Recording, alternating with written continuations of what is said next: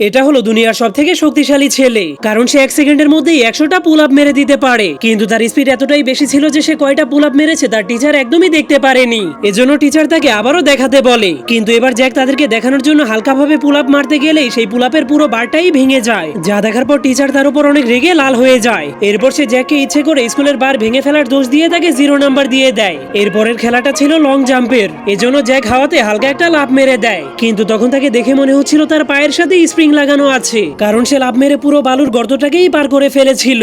যা দেখে সবগুলো স্টুডেন্ট অনেক অবাক হয়ে গেলেও টিচার তাকে বলে, তুমি বালির পুরো গর্তটাকেই পার করে ফেলেছো, এজন্য তোমাকে 0 নাম্বার দেওয়া হবে। এরপরের খেলাটা ছিল 100 মিটারের দৌড় প্রতিযোগিতা, এজন্য রেস শুরু হয়ে গেলেই সব স্টুডেন্ট দৌড়াতে শুরু করে দেয়। কিন্তু জ্যাক কিছু একটা ভাবতে ভাবতে সেখানেই দাঁড়িয়েছিল, কিন্তু তার হুঁশ ফিরে আসলেই সে এমন জোরে একটা লাফ মারে যে সে সোজা হাওয়াতে উড়ে যায়। কিন্তু সে নিচে নেমে আসলেই সবাই দেখতে পায় যেখান থেকে সে দৌড় শুরু করেছিল সেখানে অনেক বড় একটা গর্ত হয়ে গিয়েছে, যা দেখে মনে হচ্ছিল সেখানে একটা উল্কাপিণ্ড পড়েছে। কিন্তু এখনো সব থেকে আজব খেলাটা বাকি ছিল, কারণ সে ক্রিকেট খেলাতে পেস বল করতে গিয়ে এতটা জোরে বল করে যে বলটা মাটিতে পড়েই ফুল স্পিডে 100 মিটার উপরে চলে যায়। কিন্তু জ্যাক নিয়ম ভাঙার কারণে টিচার তাকে আবারও 0 নাম্বার দিয়ে দেয়। কিন্তু এবার ছিল সর্বশেষ খেলা, আর তা হলো 1500 মিটারের দৌড় প্রতিযোগিতা। এই জন্য জ্যাক সিদ্ধান্ত নিয়েছিল এবার সে নিজের পুরো শক্তি ব্যবহার করে জিতে যাবে, কারণ সে এর আগের কোনো খেলাতেই জিততে পারেনি। এই জন্য তার টিচার তাকে বলেছিল, তুমি এই বছর টেস্টে পাস করতে পারবে না, তোমাকে পরের বছর চেষ্টা করতে হবে। তখনই জ্যাক তার টিচারকে জিজ্ঞেস করে পুরো দুনিয়াতে 1500 মিটারে কত মিনিটের রেকর্ড আছে, যা শোনার পর স্কুলের সব স্টুডেন্টেরা হাসতে শুরু করে দেয়। কিন্তু যখনই টিচার তাকে রেকর্ড টাইম বলে দেয়